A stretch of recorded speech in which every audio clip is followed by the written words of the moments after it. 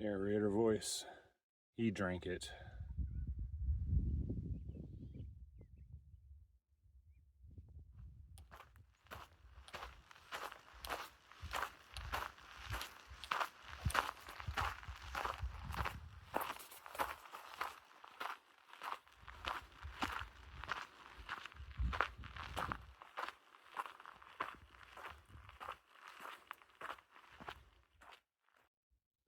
That's a raven, I swear. Oh, there he is moving. You can see it's a raven. It's blurry though, probably. I'm zoomed in.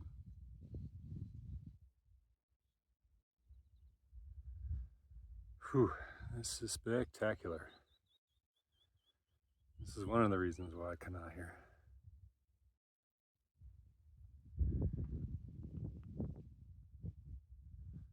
Don't know what the story is behind this.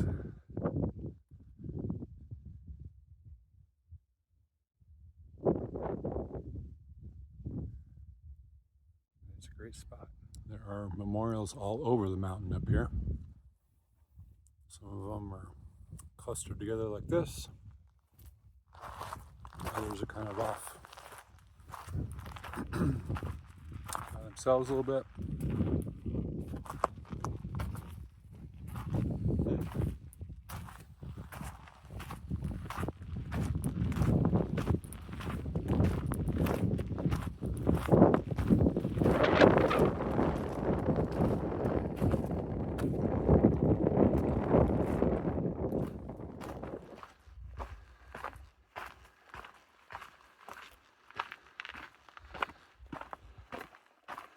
It's like flying.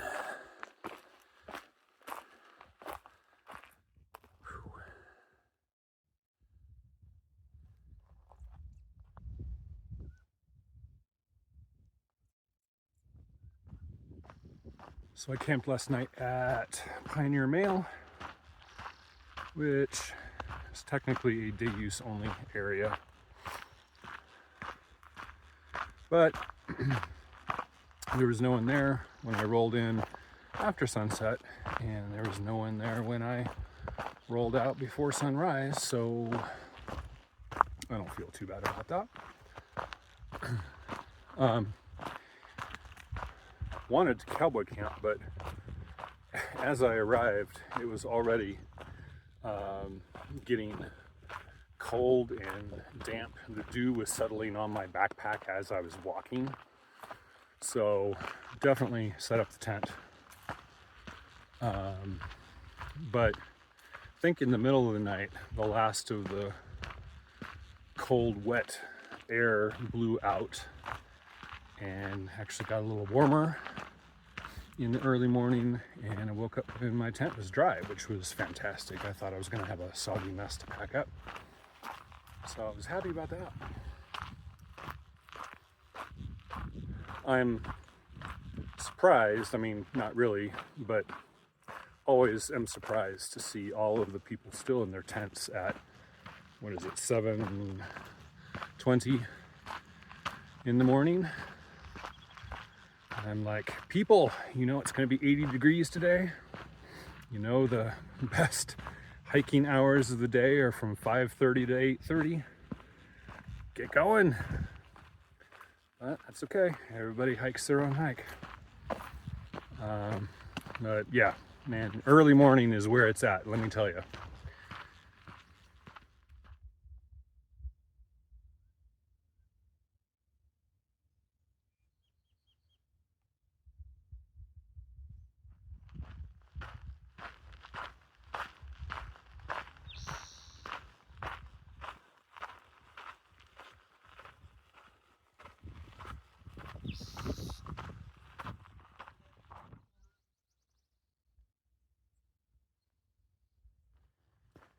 Yeah, I'm definitely missing folks that I hiked down here with the last time I was through Monster and Cheez-It and Tinkles, Verde, Alcatraz and Rachel.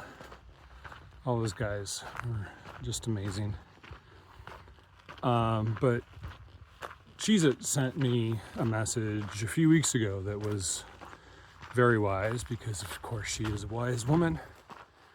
saying, and I paraphrase, go out there and make new friends and don't dwell in the past. I think she said that more diplomatically, but that's what she meant.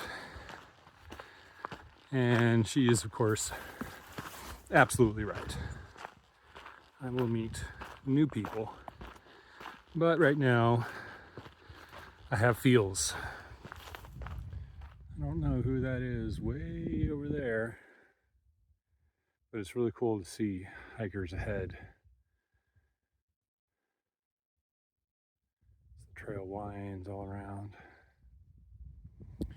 Well, I know better than to make confident assertions about mountain peaks in the distance when I don't actually know where they are, but I'm gonna bet that those right there are mountains that I'm gonna be walking through in about a week, a little more. It's pretty amazing. Made it to the Sunrise Trailhead about 9:30. There's this water tank here, which is powered by what I assume used to be a windmill back in the day, and then they replaced it with a solar panel, which is hilarious. It's filling up water in the tank right now. And that runs over to that trough, but there's a spigot that takes water from the tank, so it's supposed to be reasonably clear. Good thing we're not drinking from the trough. When I have a lot of water to fill, I can do a gravity system where I put dirty water there and clean water over here, and it just runs down through the filter while I sit and relax. Hiker laundry.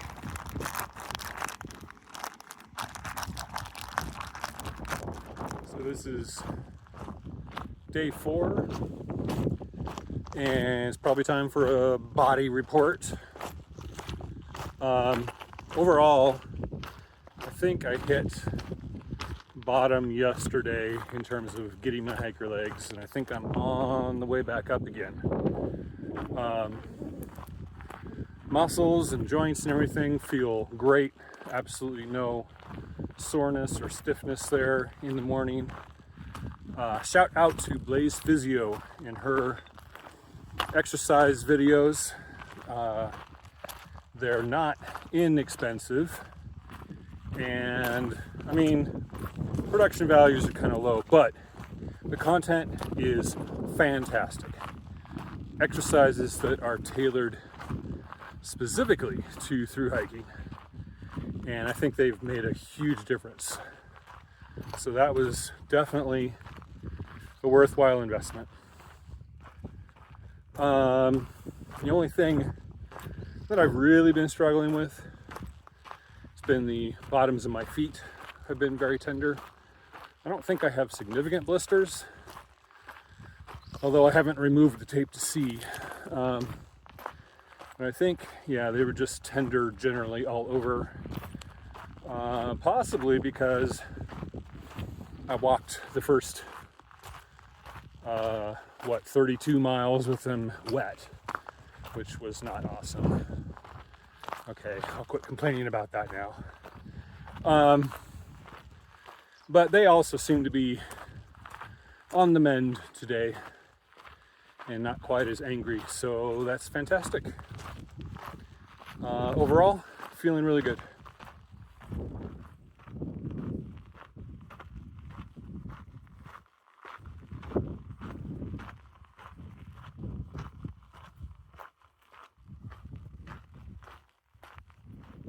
We're descending off the mountain. Problem with videos is they never make things look as steep as they do in real life. But yeah, this is pretty steep by PCT standards.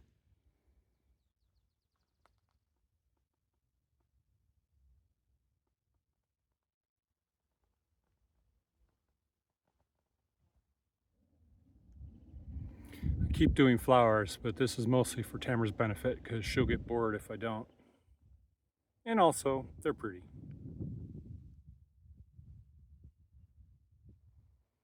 There's not very many of these purple bushes, but They are really purple. No idea what they are. They remind me of lilacs. And there are absolutely giant bees flying around in there. Wow, those are really big.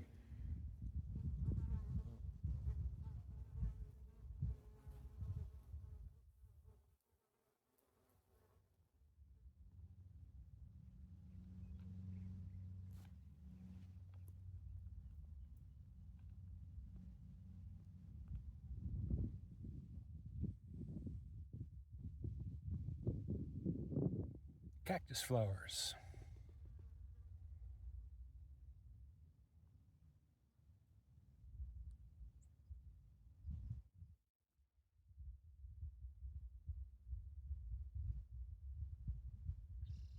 I love the sight lines you get out here. So here's the trail. Goes over here. And probably won't show up on video. It keeps going over here. Goes down to that little saddle there. That's actually still quite a bit higher than the valley floor. And then it goes on the other side of this hill, on the other side of that mountain range, down to the valley floor over there, except that it crosses the valley and goes up and then goes all the way along this ridge, and that's the San Felipe Hills, if I'm not mistaken. And then over to the other side and down to Barrel Springs. And I won't be there for 2 days, although I am hitchhiking into Julian first, so, you know. I finally found some poppies. And some bonus blue flowers.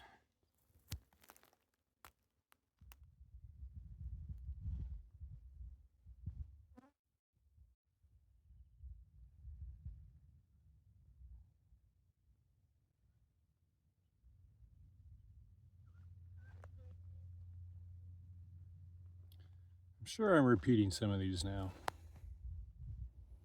but they're still worth looking at.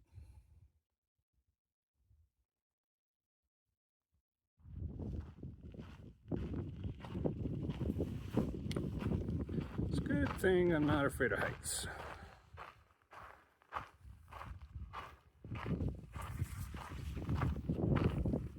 Oh, right, these. No idea what they are. Kind of like a yucca, except that the flowers are like these cool broccoli things. Really neat. Every day is flower day. So this is a great example of why the PCT is so freaking long. It's about double the straight line distance between Mexico and Canada.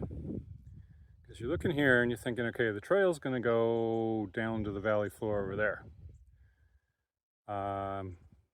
Doesn't look like it's that far away. It's actually over 7 trail miles from here. And the reason is because if we track the trail backwards,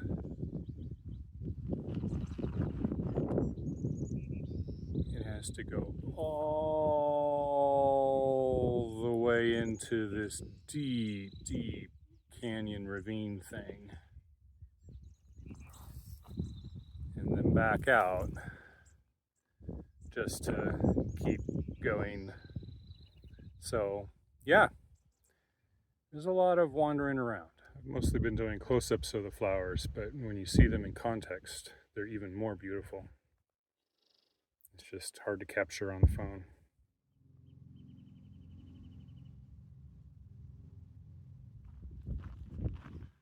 So thinking a little more about what I said, that the PCT is double the straight line distance.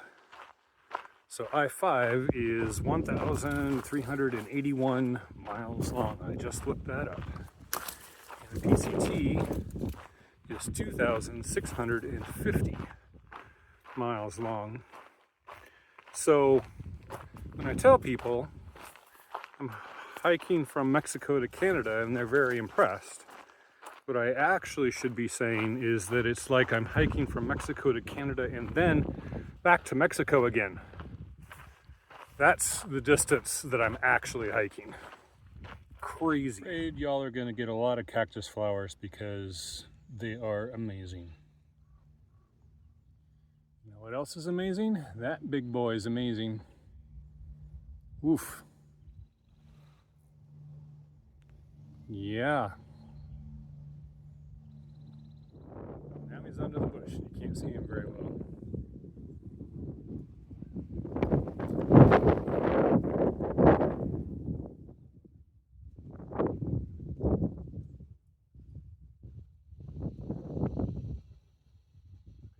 So trail distance part 3. The whole ridge traverse that this trail is going on in order to get down to the bottom of the valley, it's running due east. It's not even going north. 4 miles due east. Crazy.